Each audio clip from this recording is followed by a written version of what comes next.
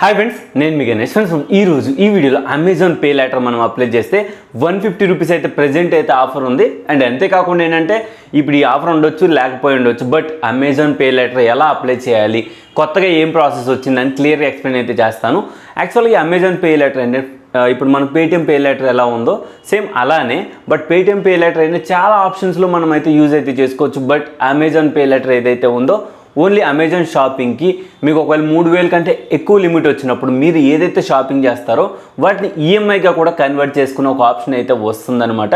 2000 రూపాయల నుంచి మ్యాక్సిమం 60,000 రూపాయల వరకు మనకైతే వీళ్ళైతే క్రెడిట్ లిమిట్ని అయితే ఇస్తారు. దీన్ని మనకు కావాలనుకుంటే రీపేమెంట్ వారీగా చేసుకోవచ్చు, లేదు ఈఎంఐగా కావాలంటే ఈఎంఐగా కూడా కన్వర్ట్ అయితే చేసుకోవచ్చు. ముందుగా ఎవరు ఎలిజిబిలిటీ చెప్తాను. మీకు ఒకవేళ సిబిల్ స్కోర్ 700+ ఉంటే కనుక ఖచ్చితంగా మీరు ఈ అమెజాన్ పే లెటర్కి ఎలిజిబుల్ అనమాట. ఇలా ఏంటంటే చాలామందికి ఏంటంటే ఈ అమెజాన్ పే లెటర్ అనేది డైరెక్ట్గా ఆప్షన్ అయితే రావట్లేదు. మరి ఎలా అన్నా మేము ఎలా అప్లై చేసుకోవాలి, అందరి కోసం ఈ వీడియో అయితే తీసుకొచ్చాను అనమాట.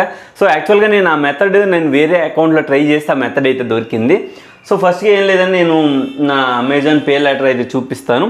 నాకు ఈ అకౌంట్లో 17,000 అయితే పే లెటర్ అయితే రావడం జరిగింది.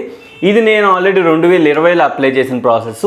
బట్ ఇప్పుడు లేటెస్ట్ ప్రాసెస్ కింద నేను వేరే వాళ్ళ వీడియోని స్క్రీన్ షాట్స్ తీసుకొని ఆ రెఫరెన్సెస్ కింద నేనైతే మీకు ఎక్స్ప్లెయిన్ అయితే చేస్తున్నాను. నేను ఆల్రెడీ అంటే ఆఫర్ రివీల్ చేయడానికి ఏం చేయాలన్నది కూడా నేను క్లియర్గా తెలుసుకున్నాను అన్నమాట. ప్రజెంట్ ఎవరైతే అమెజాన్ పే లెటర్ యాక్టివేట్ చేసి ఆటో పేమెంట్ ఎనేబుల్ చేస్తారో వాళ్ళకి 150 రూపీస్ అయితే ఇస్తున్నారు. ఈ ఆఫర్ ఎప్పటి వరకైనా ఉండొచ్చు. ప్రజెంట్ అయితే June 1 అంటున్నారు, సో July 1 అంటున్నారు. తర్వాత ఇంకా మెల్లమెల్లగా రన్నింగ్లో కూడా ఉంటుంది. నేను ఏం చేస్తానంటే ఫస్ట్గా అమెజాన్ యాప్ ఓపెన్ చేసుకోండి. ఓపెన్ చేసిన తర్వాత అమెజాన్ పే అనే ఆప్షన్ ఉంది చూసారా, దానిలోకి వెళ్ళండి.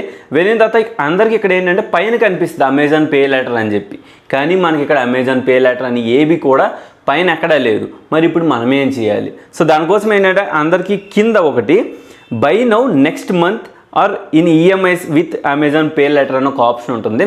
సింపుల్గా దాన్ని సెలెక్ట్ చేసుకోండి. సెలెక్ట్ చేసిన తర్వాత ఇక్కడ అప్లై నౌ ఏమీ లేదు, చెక్ ఫర్ ఎలిజిబిలిటీ అని ఉంది. మరి మాకు ఇది ఎలా చేయాలని చెప్తే ఇక్కడ ఈ చెక్ ఎలిజిబిలిటీ చేసిన తర్వాత మనం ఒకవేళ ఎలిజిబుల్ అయితే మన అకౌంట్కి ఆప్షన్ అయితే చూపిస్తుంది. ఇది ఒక మెయిన్ రీజన్ అనమాట. సింపుల్గా ఏం లేదు, చెక్ యువర్ ఎలిజిబిలిటీ అని ఉంది చూసారు, దాన్ని సెలెక్ట్ చేసుకోండి. మీ first name, last name and mobile number and email ID and దాని తర్వాత PAN card number and Aadhaar card ఏదైతే డేట్ ఆఫ్ బర్త్ ఉంది, పాన్లోని ఆధార్ ఏదైతే డేట్ ఆఫ్ బర్త్ ఉందో అది ఇచ్చేసి సింపుల్గా ఇక్కడ అగ్రీ సెలెక్ట్ చేసి సింపుల్గా సబ్మిట్ అయితే క్లిక్ చేయండి. దాని తర్వాత ఏదైతే మీరు ఆల్టర్నేటివ్ నెంబర్ ఇంకోటి ఇవ్వాలి, ఆ నెంబర్కి ఓటీపీ వస్తుంది. ఆ ఓటీపీని కూడా ఎంటర్ చేసుకోండి. దాని తర్వాత నా సిబిల్ స్కోర్ 743 ఉంది. యాక్చువల్గా ఏదైతే పాన్ నెంబర్ ఇచ్చాను ఇది ఆల్రెడీ వేరే అకౌంట్లో వాడుతున్నాను, అంటే ఇదే అకౌంట్లో వాడుతున్నాను. బట్ మళ్ళీ చూద్దాం. ఇక్కడైతే మనకి నేనైతే నా పాన్ కార్డ్ ఎలిజిబిలిటీ ఉంది. సో అందుకని ఇక్కడైతే ఆప్షన్ అయితే వచ్చింది అమెజాన్ పే లెటర్ అని.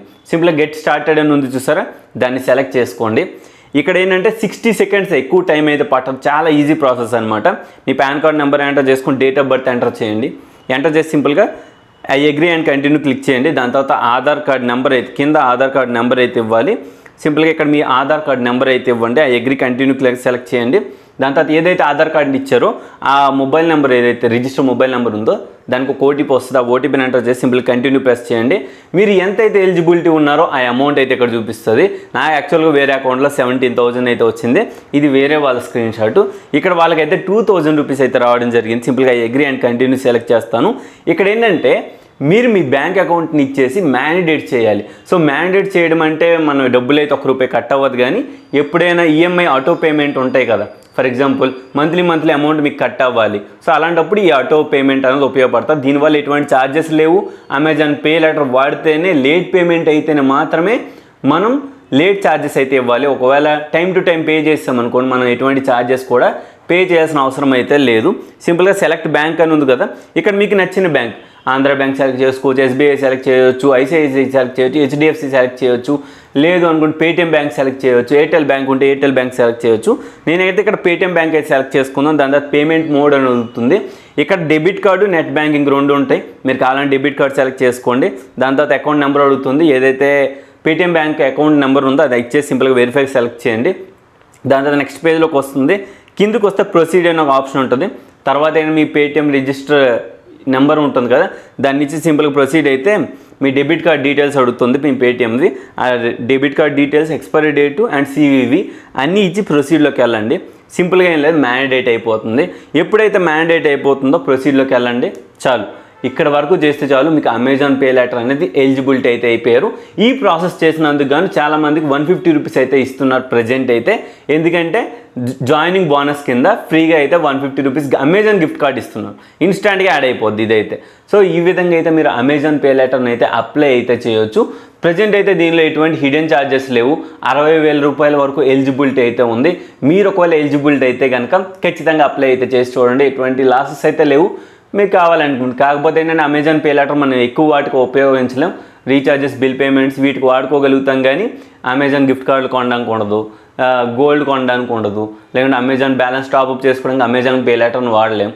ఇవి కొన్ని డిసడ్వాంటేజెస్ ఉన్నాయి. సో పెద్ద ఇష్యూస్ అయితే కావు. దీన్ని మనం బ్యాంకు కూడా ట్రాన్స్ఫర్ చేయలేం. ఇవన్నీ కొన్ని నెగిటివ్స్ అయితే ఉన్నాయి, కానీ వీటి అంత ఇంపాక్ట్ అయితే మనకు పడదు.